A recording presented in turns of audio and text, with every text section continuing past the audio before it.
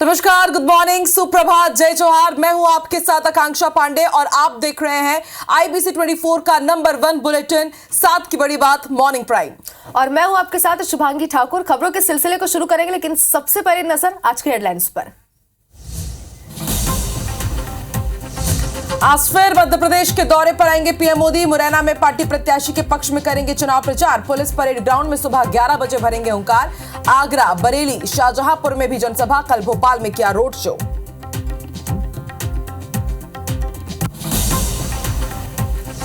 PM Modi के दौरे पर सियासत तेज। कांग्रेस ने पूछे 6 सवाल। जीतू पटवारी बोले बीजेपी ने विधायक सांसदों का दल बदल कराया। तनखा ने कहा खतरे में है संविधान और लोकतंत्र।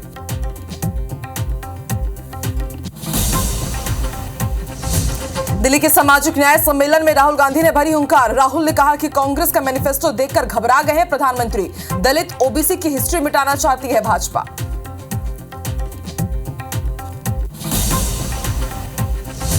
सैम पित्रोदा के विरासत टैक्स वाले बयान से कांग्रेस ने किया किनारा। पवन खेड़ा ने बयान को बताया निजी राय। खेड़ा बोले इस पर कोई चर्चा नहीं हुई है।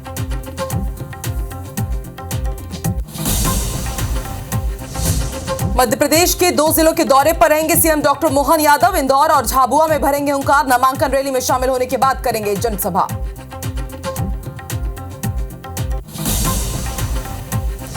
कांग्रेस नेता सचिन पायलट का एमपी दौरा। उज्जैन, मंदसौर, देवास का करेंगे तूफानी दौरा। कांग्रेस प्रत्याशियों का नामांकन कराने के बाद करेंगे जनसभा।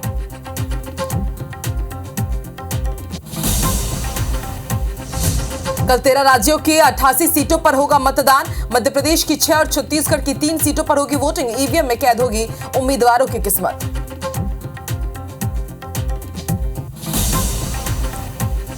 वीवीपैट वेरिफिकेशन पर सुप्रीम कोर्ट ने फैसला सुरक्षित रखा। कहा चुनाव कंट्रोल नहीं कर सकते, डेटा के लिए इसी पर भरोसा करना होगा।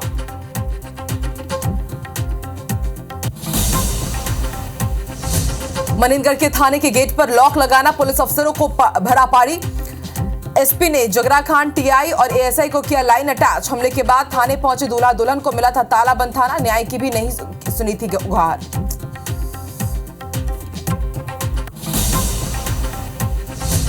टीकमगढ़ में बाइक ने बुजुर्ग को टक्कर। हादसे में बुजुर्ग की मौके पर मौत। गुस्साए ग्रामीणों ने टीकमगढ़ सागर हाईवे रोड पर किया जाम। लोगों को हुई भारी परेशानी।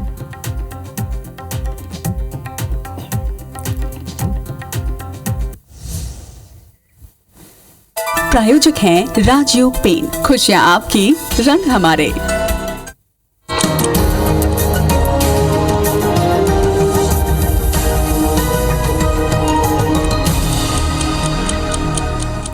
और चलिए हेडलाइंस के बाद अब नजर डालते हैं सुबह 7 बजे की 7 बड़ी खबरों पर। तो प्रधानमंत्री नरेंद्र मोदी आज यूपी और मुरैना में चुनावी रैली को संबोधित करेंगे। सुबह 11 बजे मुरैना पहुंचेंगे। हुबली हत्याकांड के आरोपी को मौत की सजा देने की मांग की जा रही है। तीसरी बड़ी खबर, सुनीता विलियम्स तीसरी अंतरिक्ष यात्रा के लिए तैयार हो गई हैं। IIT JEE मेंस का रिजल्ट जारी हो गया है। जनरल का कट ऑफ 93.23% है। कोटक महिंद्रा बैंक नए क्रेडिट कार्ड जारी नहीं कर सकेगा, यह बड़ा फैसला लिया गया RBI की तरफ से। पेमेंट कंपनी पेयू को नए ग्राहक जोड़ने की मंजूरी मिल गई है। एक और ऐप अब सामने आ चुका है। और IPL की अगर बात की जाए तो आज सनराइजर्स हैदराबाद और रॉयल चैलेंजर्स बेंगलुरु के बीच मुकाबला होगा।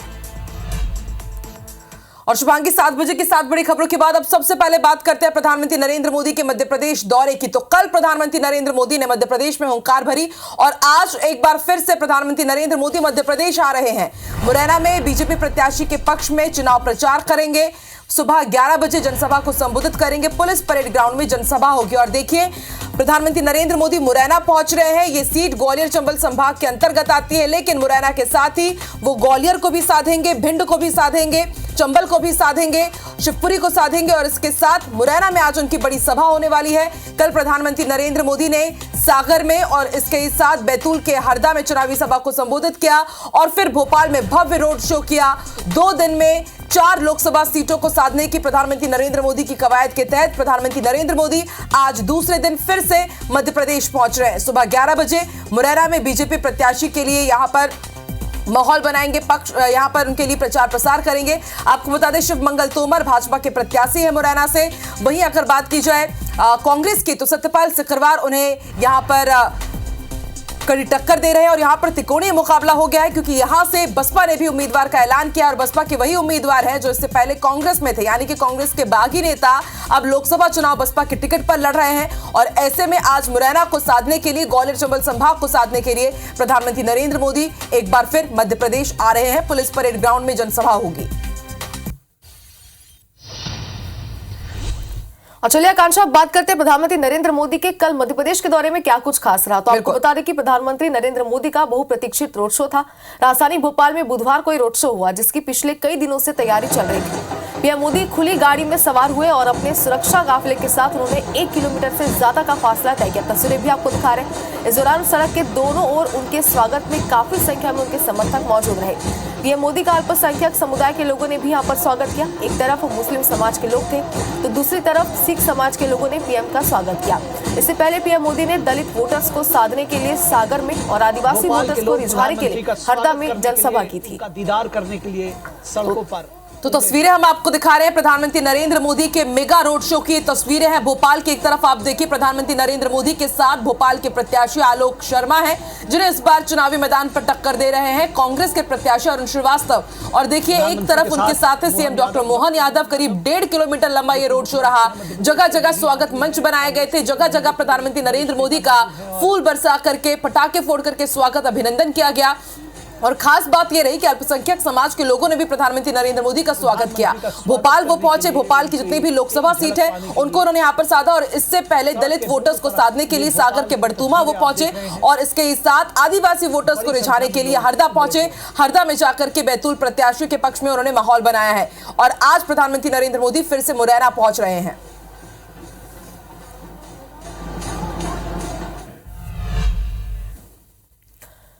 और सागर और हरदा की सभा में पीएम मोदी ने मोहन सरकार की जमकर तारीफ की। उन्होंने कहा कि मोहन यादव और उनकी पूरी टीम लोगों की सेवा में लगी हुई है। क्या कुछ का आपको सुनाते हैं। कि जो जरूरतें थी सभी दिशाओं में एक साथ काम करते हुए आपकी अपेक्षाएं पूरी हो रही है।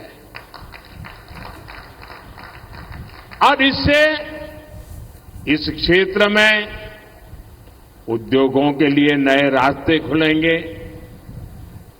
हमारे मुख्यमंत्री भाई मोहन यादव जी और उनकी पूरी टीम इस दिशा में दिन रात काम कर रही है। साथियों, यहां इतनी बड़ी संख्या में माताएं बहनें भी आई हैं। गरीब के इस बेटे ने हमेशा आपकी चिंता की है। हमारे मुख्यमंत्री भाई मोहन यादव जी और उनकी पूरी टीम जब से सरकार संभाली है वो भी एमपी के विकास को और नई शक्ति से जुटे हुए हैं। और न सिर्फ वर्तमान सीएम डॉक्टर मोहन यादव की प्रधानमंत्री नरेंद्र मोदी ने शुभांगी तारीफ की, बल्कि इसके साथ पूर्व मुख्यमंत्री शिवराज सिंह चौहान की भी वो तारीफ करते नजर आए। उन्होंने कहा कि मैं शिवराज सिंह चौहान को दिल्ली लेकर के जाना चाहता हूं और उसके बाद इसके कई राजनीतिक मायने निकाले जा रहे हैं। बहरहाल आगे बढ़ते हैं। अब सीएम डॉक्टर मोहन यादव के आज के दौरे की जानकारी आपको दे दें। आज सीएम डॉक्टर मोहन यादव इंदौर और झाबुआ लोकसभा के दौरे पर रहेंगे। सुबह करीब 10:30 बजे भोपाल से इंदौर के लिए रवाना होंगे और सुबह 11 बजे इंदौर पहुंचेंगे। बीजेपी प्रत्याशी शंकर लालवानी की नामांकन रैली में शामिल होंगे। नामांकन रैली के बाद जनसभा को संबोधित करेंगे सीएम डॉक्टर मोहन यादव और झाबुआ भी पहुंचेंगे। पार्टी प्रत्याशी अनीता चौहान की नामांकन रैली में वो शामिल होंगे। नामांकन रैली के बाद जनसभा को संबोधित करेंगे। इसके साथ शाम 4 बजे झाबुआ से इंदौर होते हुए फिर वो भोपाल के लिए रवाना होंगे।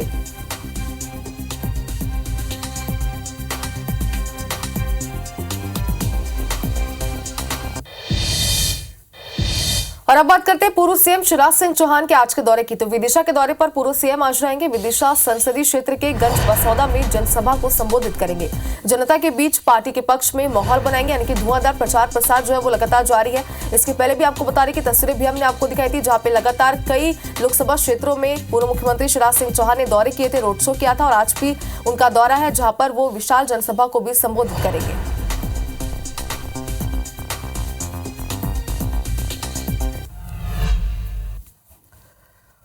तो एक तरफ प्रधानमंत्री नरेंद्र मोदी मध्य प्रदेश के दौरे पर डटे हुए हैं और अब उसके बाद प्रियंका गांधी भी मुरैना में प्रचार करने के लिए पहुंचने वाली हैं। 2 मई को प्रियंका गांधी मुरैना में रोड शो करेंगी। करीब 3 किलोमीटर लंबा प्रियंका गांधी का रोड शो होने वाला है। बैरियल चौराहे से ये रोड शो शुरू होगा, जो कि पुल चौराहे तक जाएगा। और आज आपको बता दें, प्रधानमंत्री नरेंद्र मोदी की जनसभा यहां पर होनी है मुरैना में, लेकिन 3 मई को प्रियंका गांधी भी मुरैना में प्रचार प्रसार करने पहुंचने वाली है। हालांकि प्रचार प्रसार के इस अभियान में बीजेपी कहीं आगे निकली हुई है। 2 मई को प्रियंका गांधी मुरैना में रोड शो करेंगी और आज प्रधानमंत्री नरेंद्र मोदी आकर के मुरैना में रोड शो करने वाले। स्टार प्रचारक लगातार बीजेपी की तरफ से जुटे हुए हैं, डटे हुए हैं। हर एक संसदीय क्षेत्र में जाकर के बीजेपी के पक्ष में माहौल बना रहे हैं। वहीं अगर स्टार प्रचारकों की बात करें तो प्रियंका गांधी बहुत ही कम मध्य प्रदेश पहुंची है। राहुल गांधी की भी सिर्फ 1 या 2 ही सभाएं हुई हैं, लेकिन लगातार प्रधानमंत्री नरेंद्र मोदी हो या फिर केंद्रीय गृह मंत्री अमित शाह हो या फिर बीजेपी के राष्ट्रीय अध्यक्ष जेपी नड्डा हो, ताबड़तोड़ प्रचार प्रसार कर रहे हैं।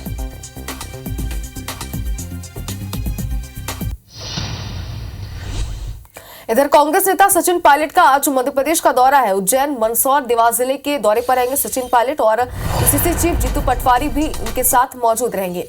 राज्यसभा सांसद विवेक तनखा और अरुण यादव भी मौजूद रहेंगे उनके साथ और सुबह 10 बजे उज्जैन में पार्टी प्रत्याशी की नामांकन रैली और सभा में शामिल होंगे। इसके बाद दोपहर 1 बजे मंदसौर में पार्टी प्रत्याशी की नामांकन रैली करेंगे और सभा में भी वो शामिल होंगे। इसके बाद दोपहर 3:30 बजे के आसपास सोनकच्छ विधानसभा में स्थानीय कार्यक्रम में शामिल होंगे और शाम 6 बजे इंदौर पहुंचेंगे कांग्रेस के सभी दिग्गज नेता।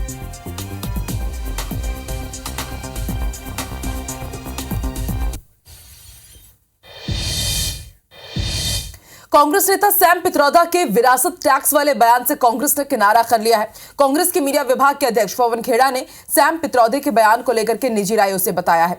ग्वालियर में पवन खेड़ा ने कहा कि वो उनकी निजी राय हो सकती है, हमारी ऐसी राय नहीं है, ना हमारे मैनिफेस्टो में है, ना इस पर कोई चर्चा हुई और ना आगे कोई चर्चा होगी। वहीं पीएम मोदी के मंगलसूत्र वाले बयान पर उन्होंने पलटवार किया और कहा कि मंगलसूत्र की कीमत पीएम मोदी क्या जानेंगे। इस देश की महिलाओं को अगर मंगलसूत्र गंवाना पड़ा तो कोविड के दौरान गंवाना पड़ा।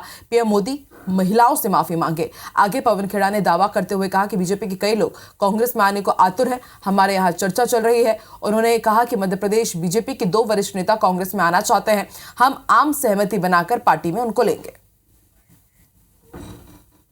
कोई व्यक्ति कहीं भी किसी भी चीज का समर्थन या विरोध कर ले तो उसमें कांग्रेस पार्टी का कहां से, उस पर सवाल क्यों? वो उनकी निजी राय हो सकती है, उसमें हम क्यों उसमें जवाब दें? हमारी ऐसी राय नहीं है, ना हमारे मैनिफेस्टो में है, ना हमारे यहाँ इस पर कोई चर्चा हुई, ना आगे कोई इसमें चर्चा है। इधर ज्योतिरादित्य सिंधिया ने अप्रैल में अपना चुनावी गाना लॉन्च कर दिया और 10 दिनों के भीतर यह गाना गुना क्षेत्र में हिट भी हो गया है। सिंधिया जब सभाएं कर रहे हैं तो उनके साथ सारी जनता भी इस गाने पर झूमती हुई नजर आ रही है और सिंधिया को अपना आशीर्वाद दे रही है। ये तस्वीरें चंदेरी विधानसभा के गौरा कला गांव की है। जब प्रचार के दौरान सिंधिया दिल से गाना बजा तो सिंधिया के साथ ग्रामीण भी झूमे। आपको बता दें कि शादी के सीजन में भी सिंधिया का गाना खूब प्रसिद्ध हो रहा है। सिंधिया और जनता की उनके सिंधिया दिल से गाने पर झूमते हुए लोग थिरकते नजर आ रहे हैं।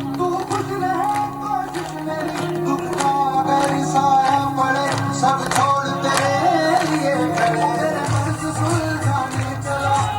आज फासला नहीं चला, सड़कों से लेकर रेल तक एक याद छाने चला।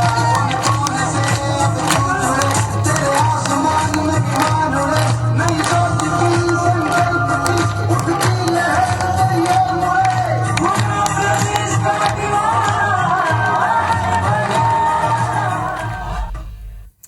शुभांगी लगातार कोशिश कर रहे हैं हर एक प्रत्याशी दिल जीतने का मतदाता के। अब देखते हैं कि जनता उन्हें वोट देती है या नहीं देती है। चौथे चरण के तहत यहां पर मतदान होने हैं, जहां पर ज्योतिरादित्य सिंधिया की किस्मत भी ईवीएम में कैद होगी। अब एक बार फिर से रुख करते हैं छत्तीसगढ़ की सियासत का। आज मुंगेली और बिलासपुर के दौरे पर रहेंगे डिप्टी सीएम अरुण साव। सुबह 9 बजे मुंगेली के लिए रवाना होंगे।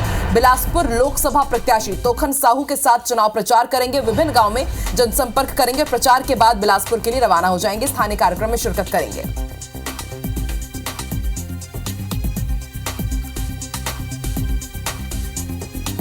तो डिप्टी सीएम अरुण साव का आज दौरा रहने वाला है बिलासपुर में। बिलासपुर प्रत्याशी तोखन साहू के साथ प्रचार प्रसार करेंगे। लोरमी पहुंचेंगे, विभिन्न गांव में जनसंपर्क करेंगे। इससे पहले तमाम जो दिग्गज यहां पर पहुंच रहे हैं प्रचार प्रसार के लिए, उसकी तैयारियों की समीक्षा भी लगातार डिप्टी सीएम अरुण साव कर रहे हैं। और आज मुंगेली में प्रचार के बाद बिलासपुर रवाना होंगे और तोखन साहू के पक्ष में यहां पर प्रचार प्रसार करेंगे। और आकांक्षा, कल का दिन बेहद खास रहने वाला है क्योंकि कल दूसरे चरण की 88 सीटों पर मतदान होने हैं। 12 राज्य और एक केंद्र शासित प्रदेश में वोटिंग होगी। मध्य प्रदेश की 6 सीटों पर मतदान होगा। टीकमगढ़, दमोह, खजुराहो में वोटिंग होगी और सतना, रीवा, होशंगाबाद में भी वोटिंग होगी। छत्तीसगढ़ की बात कर लेते हैं तो छत्तीसगढ़ की 3 सीटों पर कल वोटिंग होनी है, जिसमें कांकेर, राजनांदगांव, महासमुंद शामिल है। यहाँ पर कल वोटिंग होगी और ईवीएम में उम्मीदवारों की किस्मत कैद हो जाएगी। तो जिस तरीके से लगातार धुआंधार प्रचार प्रसार किया जा रहा है, लगातार सभी पार्टियां कोशिश कर रही, सभी प्रत्याशी कोशिश कर रहे हैं जनता के बीच जाने की, और कल उन सभी की किस्मत ईवीएम में कैद हो जाएगी।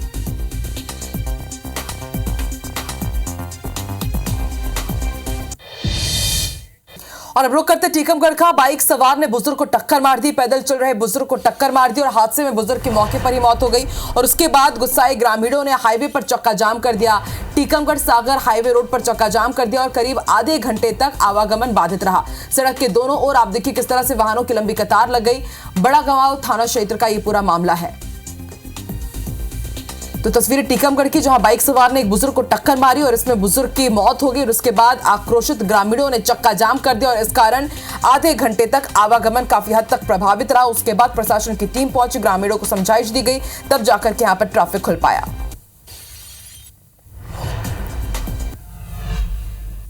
सीबी ईओडब्ल्यू ने महादेव सट्टा ऐप मामले में एफआईआर दर्ज कराने के बाद 2 फरार आरोपियों को दिल्ली और पुणे से गिरफ्तार किया है। आरोपी राहुल वक्टे को दिल्ली से और रितेश यादव को पुणे से गिरफ्तार किया गया है। गिरफ्तार आरोपियों को एसीबी ईओडब्ल्यू के स्पेशल कोर्ट में पेश किया गया, जहां दोनों की 14 दिन की रिमांड मांगी गई है। इस पर कोर्ट ने 6 दिन की रिमांड दी है, यानी कि 30 अप्रैल तक अब दोनों ही आरोपी पुलिस के रिमांड पर रहेंगे। दरअसल निलंबित एएसआई चंद्रभूषण वर्मा की गिरफ्तारी के बाद से ही आरोपियों की तलाश में ईओडब्ल्यू की टीम 7-8 महीने से जुटी थी। आरोपी राहुल वक्टे महादेव ऐप की काली कमाई के पैसे हवाला के जरिए प्राप्त कर उसे चंद्रभूषण वर्मा तक पहुंचाने का काम करता था। साथ ही राहुल के नाम पर 3 रजिस्टर्ड फर्म की जानकारी मिली है। वहीं दूसरा आरोपी रितेश यादव महादेव ऐप के संचालन के साथ हवाला के माध्यम से पैसे लेता था और चंद्रभूषण वर्मा और ऐप के संचालक सौरभ चंद्राकर के चाचा सतीश चंद्राकर की मदद करता था। ब्यूरो की टीम ने हवाला के करीब 43 लाख रुपए को बैंक अकाउंट में फ्रीज भी करवाया है। गिरफ्तार आरोपी रितेश यादव को पुणे में महादेव ऐप का पैनल का संचालन करते हुए पुणे पुलिस की मदद से फ्लैट में रेड कर उसके 8 साथियों के साथ गिरफ्तार किया गया। ईओडब्ल्यू ने सभी गिरफ्तार 8 आरोपियों को पुणे पुलिस के हवाले कर दिया और आरोपी रितेश यादव को रायपुर लेकर आई है। राहुल आप्टे और यादव को पेश किया गया था, रितेश यादव को। उनकी हमने पुलिस रिमांड की मांग किए थे 8/5 तक, लेकिन न्यायालय ने 30/4 तक का स्वीकृत किया है। इस पुलिस रिमांड के अलावा एक और आवेदन पेश किया कि जेल में पहले से निरुद्ध आरोपी चंद्रभूषण वर्मा, सतीश चंद्राकर और सुनील दम्मानी को न्यायालय में प्रस्तुत करने के लिए। तो प्रोडक्शन वारंट का भी हमारा स्वीकार हुआ है और कल 25 तारीख को 11 बजे उन्हें पेश करना है। फिर उसके आगे की प्रक्रिया जारी रहेगी। जी बिल्कुल मांगेंगे, इसीलिए हमने उनकी गिरफ्तारी की प्रक्रिया आगे बढ़ा रहे हैं। इधर रायपुर पुलिस महादेव ऑनलाइन सट्टे के जरिए आईपीएल क्रिकेट मैच के दौरान सट्टा संचालित करने वाले 5 अंतर्राज्यीय समेत कुल 8 बुकी को गिरफ्तार कर रायपुर लाई है। साइबर सेल ने बताया कि पिछले दिनों गंज थाना इलाके में एक बुकी को गिरफ्तार कर कड़ाई से पूछताछ करने पर कई राज उगले। उसके खुलासे के आधार पर कोलकाता और 24 परगना इलाके के गोलीबारी में एक फ्लैट पर रेड किया तो वहां रायपुर के चौबे कॉलोनी निवासी एक बड़ा बुकी प्रकाश बाधवानी उर्फ प्रकाश सिंधी समेत 8 बुकी महादेव के रेडी अन्ना ऐप के जरिए ऑनलाइन सट्टा संचालित करते हुए मिले। इनके पास से 5 laptop, 36 mobile phone, 24 bank passbook समेत 12 लाख रुपए का सामान और करोड़ों के ऑनलाइन सट्टे का हिसाब किताब मिला है। गैंग का मास्टरमाइंड रायपुर के समता कॉलोनी निवासी बुकी मोहित सोमानी के इशारे पर महादेव ऐप के रेडी अन्ना के जरिए ऑनलाइन सट्टा संचालित कर रहा था। पुलिस ने राजस्थान के सीकर, एमपी के जबलपुर और बिहार के वैशाली के रहने वाले 5 बुकी को अरेस्ट किया है। पुलिस फिलहाल गैंग के मास्टरमाइंड बुकी मोहित सोमानी की तलाश कर रही है। रेड कार्रवाई के बाद जब उससे पूछताछ करने पर उसने बताया कि पश्चिम बंगाल के कुछ लोगों का उसने नाम बताया। उसके मोबाइल से हमको डेटा मिला और कलकत्ता में जाकर हमारी टीम ने रेड किया, जिसमें हमको 8 व्यक्ति ये रेडी अन्ना ऐप में ऑनलाइन सट्टे का संचालन कर रहे थे। इसमें प्रकाश वाधवानी ने हमको अपने पूछताछ में बताया कि समता कॉलोनी का निवासी मोहित सोमानी जो इनका मुख्य आरोपी है, इसमें पूछताछ की जा रही है। डेटा जितना हम इस लैपटॉप से, मोबाइल से रिकवर किया, उसका सबका एनालिसिस का कार्य चल रहा है। उसके बाद और भी खुलासे इसमें हो सकते हैं। और अब जगदलपुर का रुख करेंगे। गश्त के दौरान जवानों को गोली लग गई, एक घायल जवान की मौत हो गई है और एक का इलाज जारी है। दंतेवाड़ा और नारायणपुर की सीमा पर ये गश्त कर रहे थे। बस्तर आईजी सुंदरराज पी ने इसकी पुष्टि की है। गश्त के दौरान जवान की ही राइफल से गोली चली और ये दर्दनाक हादसा हो गया, जिसमें 2 जवान घायल हुए थे, लेकिन एक जवान की मौत हो गई है और दूसरे घायल जवान का इलाज जारी है।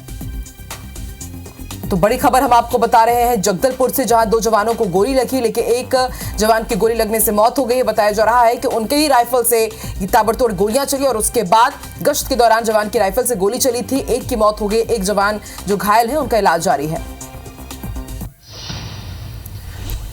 और इसी बीच देश की राजधानी दिल्ली से आपको बड़ी खबर दिखाते हैं। इंडिया गेट पर दुकानदार की हत्या की गई है। आइसक्रीम बेचने वाले की हत्या यहां पर की गई है।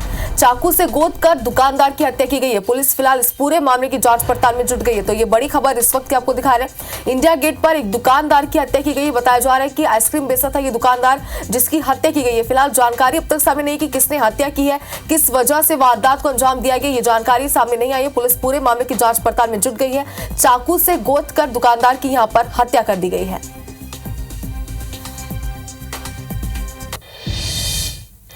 आबकारी घोटाले में गिरफ्तार रिटायर्ड आईएएस अधिकारी अनिल टुटेजा की मुश्किलें बढ़ गई है। ईडी ने टुटेजा को पीएमएलए के स्पेशल कोर्ट में पेश कर 14 दिन की रिमांड मांगी।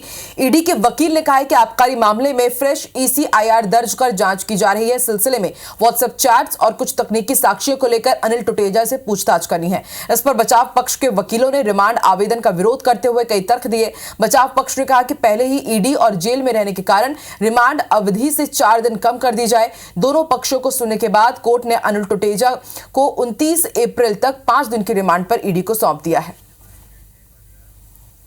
आज विशेष न्यायाधीश महोदय आज उपस्थित हुए हैं, तो उनके समक्ष हमने प्रार्थना करी उनकी 14 दिन की पुलिस रिमांड यानी कि ईडी कस्टडी की, और दोनों पक्षों के तर्कों को सुनने के पश्चात माननीय विशेष न्यायालय ने 29/4 यानी 5 दिन तक की हमको ईडी रिमांड भूतपूर्व आईएएस अनिल टुटेजा की ग्रांट करी है। और चलिए आपको फिलिस्तीन से बड़ी खबर दिखाते हैं। हेब्रोन शहर में भीषण आग लगी है। गाड़ियों के गैरेज में आग लगी है। आग में सैकड़ों गाड़ियां स्वाहा हो गई है। दमकल की टीम आग बुझाने में जुटी हुई है। तो भीषण आग की तस्वीरें भी आपकी टीवी स्क्रीन पर है। आग का गुबार यहाँ पर नजर आ रहा है और कितनी भीषण आग यहाँ पर लगी आप देख सकते हैं। हेब्रोन शहर है जहाँ पर ये आग लगी है। गाड़ियों के गैरेज में आग लगी। जाहिर सी बात है कि लाखों का नुकसान भी यहाँ पर हुआ होगा।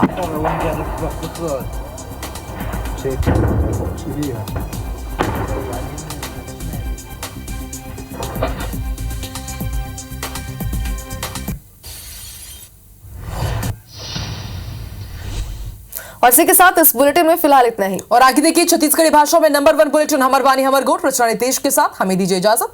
नमस्कार।